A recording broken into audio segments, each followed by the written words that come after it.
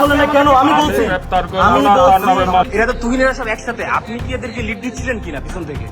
মধ্যরাতে ধানমন্ডির ৪ নম্বর সড়কে প্রকাশনা সংস্থা হাক্কানি পাবলিশার্সের মালিক গোলাম মোস্তফার বাড়িতে ঢোকার চেষ্টা করে ও বাসার সামনে বিশৃঙ্খলা করে।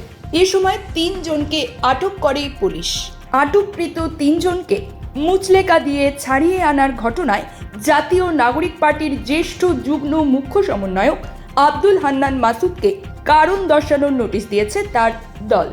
আগামী ৩ কার্যদিবসের মধ্যে তাকে এ বিষয়ে লিখিত ব্যাখ্যা দিতে বলা হয়েছে।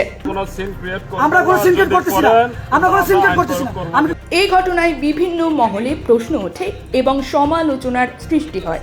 এরই পরিপ্রেক্ষিতে জাতীয় নাগরিক পার্টি এনসিপির পক্ষ থেকে কারণ দর্শানোর নোটিশ দেওয়া হয়েছে হান্নান মাসুদকে। বুধবার ২১ মে সকালে তাকে এনসিপির যুগ্ম সদস্য সচিব সালেহ উদ্দিন সিফাত স্বাক্ষরিত এ নোটিশ পাঠানো হয়েছে। আপনি সেই ব্যক্তিদেরকে কেন ছাড়াতে থানায় আসলেন? নোটিশে বলা হয়, গতকাল মঙ্গলবার ধানমন্ডি থানার আওতাভুক্ত একটি আবাসিক এলাকায় সমন্বয়ক পরিচয়ে বিশৃঙ্খলা করার অভিযোগে ৩ জন ব্যক্তিকে আটক করে ধানমন্ডি থানা পুলিশ। উল্লেখ্য, বৈষম্য বিরোধী ছাত্র আন্দোলন কেন্দ্রীয় কমিটি কর্তৃক উক্ত ৩ জনের অন্যতম বৈষম্য বিরোধী ছাত্র আন্দোলন মোহাম্মদপুর থানার আহ্বায়ক সাইফুল ইসলাম রাব্বিকে নৈতিকতার স্থলনজনিত কারণে অব্যাহতি প্রদান করা হয়। এতদ সত্ত্বেও আপনি সংশ্লিষ্ট থানায় উপস্থিত হয়ে আটক ৩ জনের মুচলেকা প্রদান করে থানা থেকে তাদেরকে জামিন করিয়েছেন। নোটিশে আরও বলা হয়, এই ঘটনার প্রেক্ষিতে আপনার ব্যাখ্যা এবং আপনার বিরুদ্ধে কেন সাংগঠনিক ব্যবস্থা গ্রহণ করা হবে না তার লিখিত বিবরণ আগামী ৩ দিনের মধ্যে শৃঙ্খলা কমিটির প্রধানের নিকট উপস্থাপন করার জন্য নির্দেশনা দেওয়া হলো।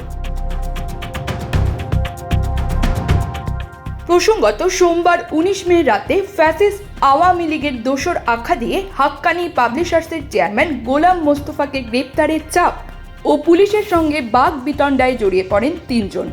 পরে এই ঘটনার একটি ভিডিও সামাজিক যোগাযোগ মাধ্যমে ছড়িয়ে পড়ে। ওই ভিডিওতে দেখা যায়, ধানমন্ডি থানার ওসিকে উদ্দেশ্য করে এক তরুণ বলেন, আপনি কেন এইখানে কথা বলতেছেন এইভাবে?